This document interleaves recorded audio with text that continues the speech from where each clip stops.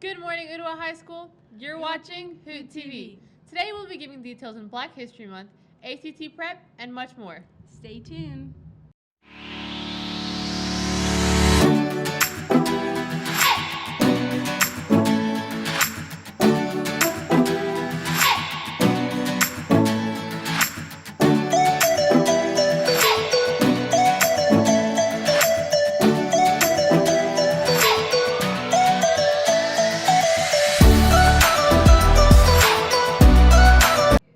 I'm Alicia Saeed. And I'm Ariana Duarte. Welcome to Hoot TV.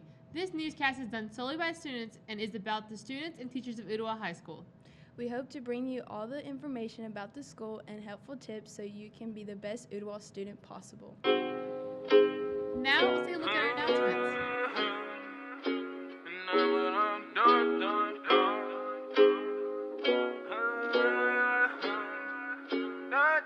Yeah, I'm gonna take my horse to the old town road. I'm gonna ride till I can't no more. I'm gonna take The Cleveland Police Department needed the public's help with finding a stolen wheelchair that was customized for a child with special needs.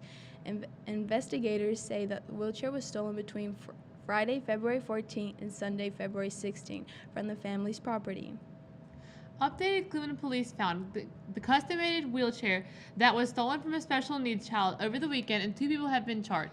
Police spokesperson Sergeant Evie West confirms the child's wheelchair was found on Wednesday in a scrapyard. Police says surveillance showed the wheelchair was sold to the scrapyard by John Lee King and Rebecca Anime Wilson. Parents in Polk County are upset over the way Chihuahua Middle School administrators handled a sensitive situation last month. A 6th grader wrote a suicide note, which was passed around the school. He was then taken to Polk County Justice Center. The boy's mother was enraged. Here's a look at it. Should never be taken to jail, patted down like a criminal. A criminal when he was only crying out for help. Lisa Ferris is furious at Polk County schools after what happened to her son in January. Why was my son treated like a criminal and not for someone that's crying out for help? I want to know why.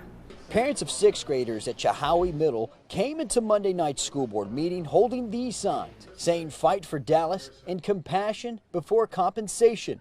One parent says her son was handed the note and didn't receive any counseling whatsoever. Were we notified at any point? Still to this day, there was zero notification that there was something like this that happened. That is very upsetting as a parent. Parents asked officials about the policy when it comes to these types of situations and believe after what happened, it will be harder for kids to ask for help. But now they think that they're going to be in trouble for saying something, and then that they're going to be open to their entire class bodies, their friends, their peers. Superintendent Dr. James Jones told parents they were following protocol and believed in the moment the boy was a harm to himself. But Jones admits the situation could have been handled in a better way.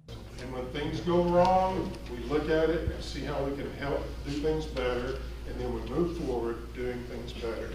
Ferris says she's speaking out because she wants all children who are going through tough times to get the help they deserve. How to handle a suicide and be more caring and have a heart when you do so. I wonder how our school would handle the situation. Let's take a look at what our students think. Okay, if someone was to pass you a suicide note, what would you do? Honestly, I would probably try to talk to him about it for a few days, then maybe if I could get to the bottom of it, then I'd probably hand it to a teacher, but I'd try to be a good friend for him and talk to him about it first. Okay, can you tell me your name? Dana. Okay, if one close friend of yours was to pass you a suicide note, what would you do? Maybe talk to them about getting a therapist or something like that could actually really help them. What's your name? Alina Barba. Okay, if a friend of yours was to pass you a suicide note, what would you do?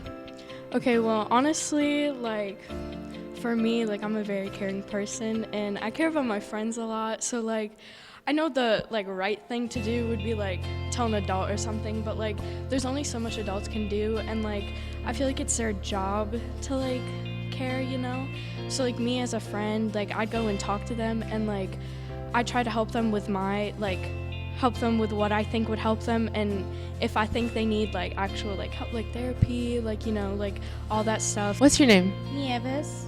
Okay, if a close friend of yours was to pass you a suicide note, what would you do?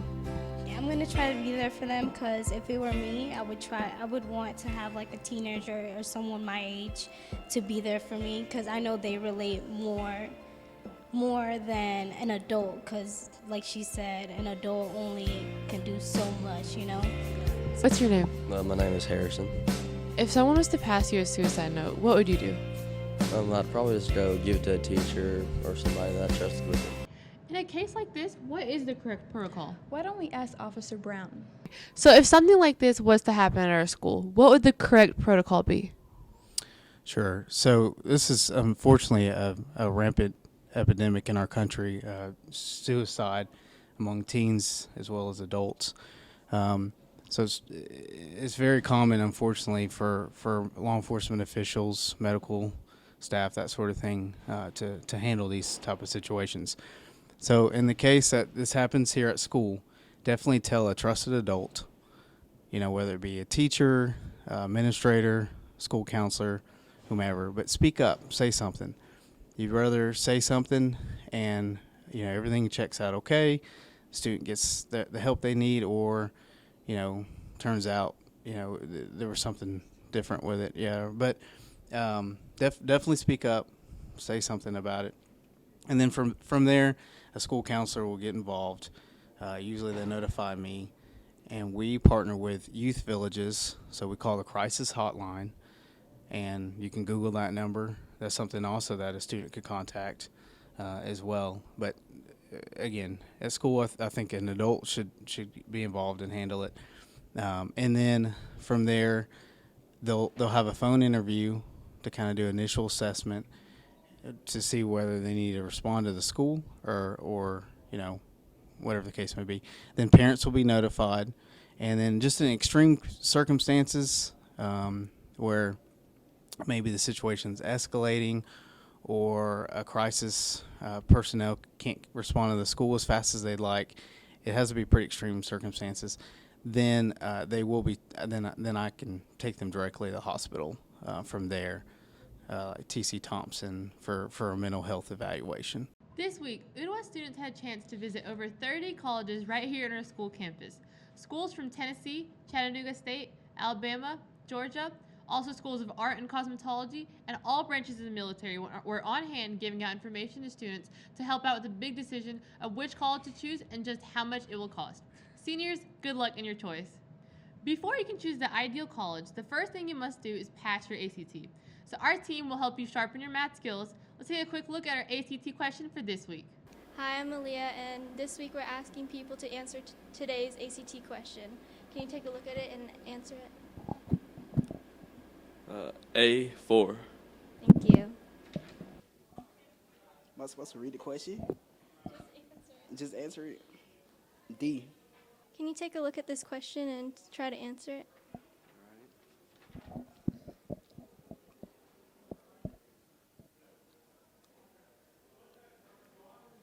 D. Can you take a look at this and answer it?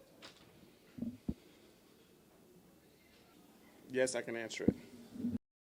Can you take a look at this answer and tell this question and tell me the answer? I got D. Alright, thank you. To solve the equation, you're going to plug your variables into your first equation.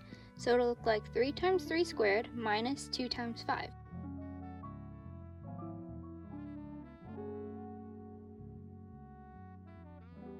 That simplifies down to 27 minus 10 equals 17. Then you plug in your variables for your second equation.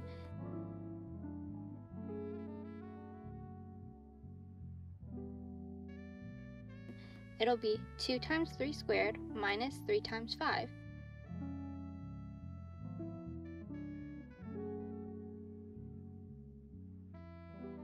That simplifies to 18 minus 15, and it equals 3.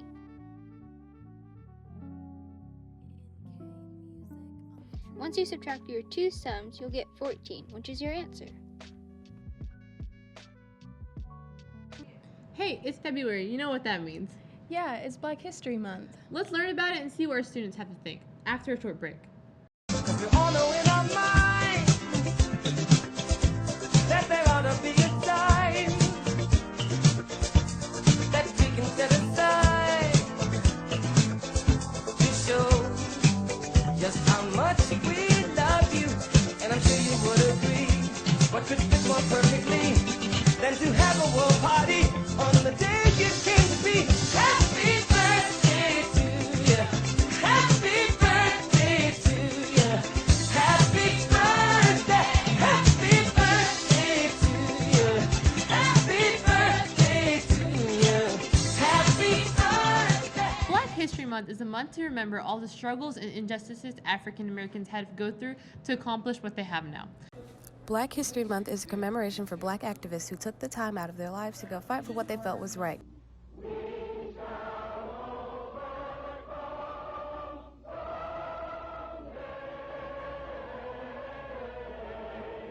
Like Martin Luther King, who had a speech saying that violence and segregation were not the answer. 100 years later, the Negro lives on a lonely island of poverty in the midst of a vast ocean of material prosperity. We celebrate these people because it reminds us to be strong, even in politics. Alongside our famous individualism, there's another ingredient in the American saga, a belief that we're all connected as one people. It is that fundamental belief, I am my brother's keeper, I am my sister's keeper, that makes this country work. What matters is what's inside of you and how you act to other people. It doesn't matter if you're black or if you're white or if you're any other race. You should also celebrate it because you know the struggles that black leaders went through. You have to look at the things that Martin Luther King Jr., Rosa Parks, and Malcolm X did for us black people. So you can't treat people unfairly because they think of some type of belief, because we are all the same people and we need to stand up for our rights.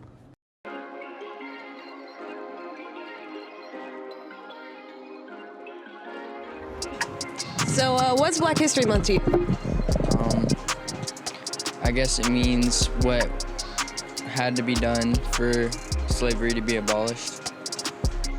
Black History Month to me is probably a month to recognize all of our fellow African Americans and give them recognition for what has happened to the past in them and what they were made to do and how they have freedom to this day.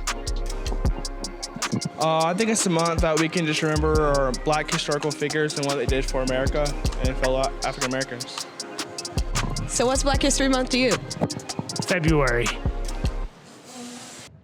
Jim Crow laws were state and local laws that enforced racial segregation in the southern United States.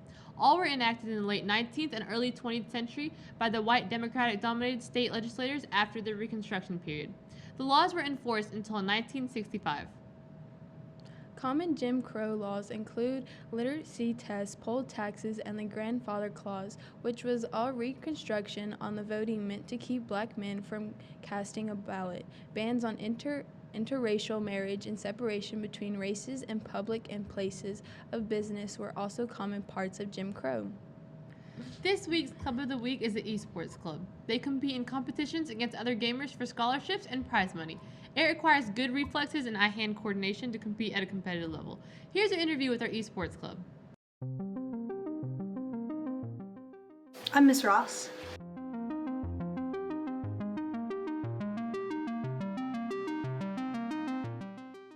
There's currently about 11 of us.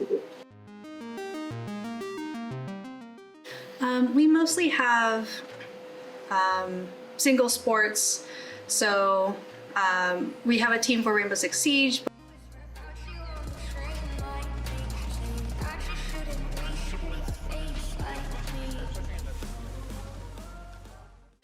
Like Rocket League.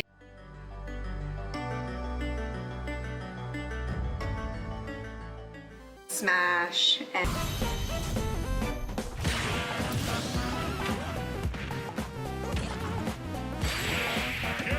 and there's a couple others I'm like. Love to.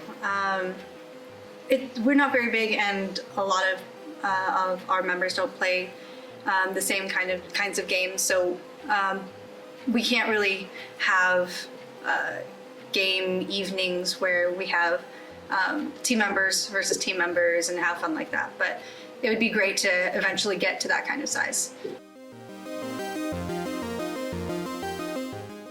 Oh, absolutely. Our Siege team last year got some scholarships for college.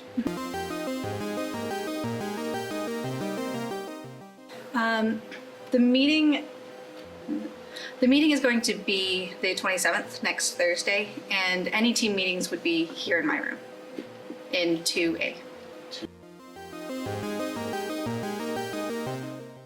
Just a few minutes after school, so about 2:30. Do you ever just want a simple snack after school? Yeah, but I don't know what to make. Why don't we ask Culinary?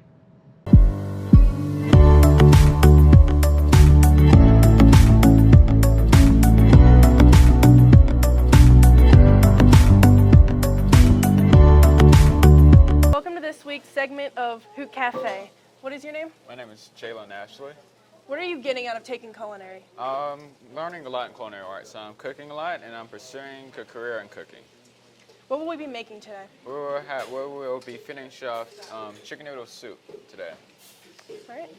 So I will start dicing tomatoes, cherry tomatoes, half, and then do it half again.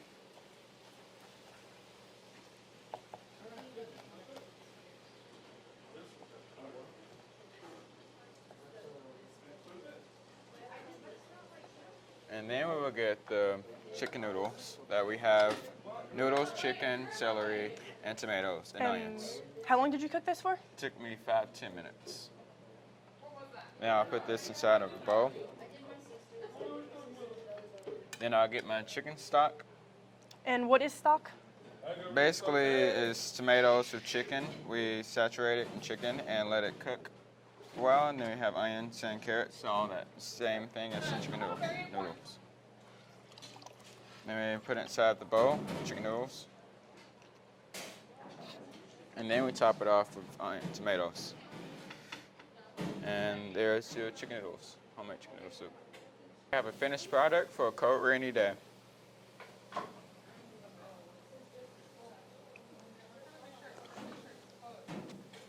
Ten out of 10 recommend.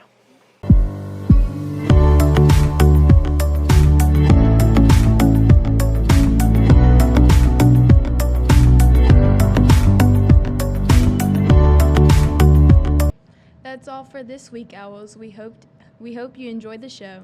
Make sure to check us out on Twitter and Instagram at Ooltewah_live and watch new videos on HootTube weekly. We'll leave you guys with our Finish the Lyrics segment. See you right here next week, Owls. Okay, we are with Elizabeth. And we are going to do this segment of Finish the Lyrics. I'm going to play a song for 10 seconds, and she has to finish it. All my friends are heathens, take it slow. Wait for them to ask you who you know. Please don't make any sudden moves. Thank you. All right, I am with Olivia.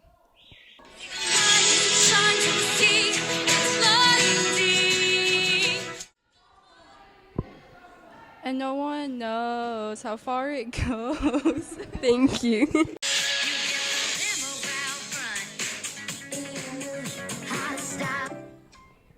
Every shoe, every color.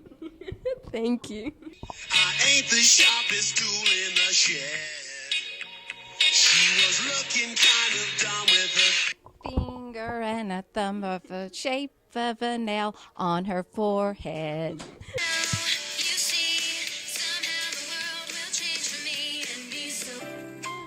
Wonderful. Thank you.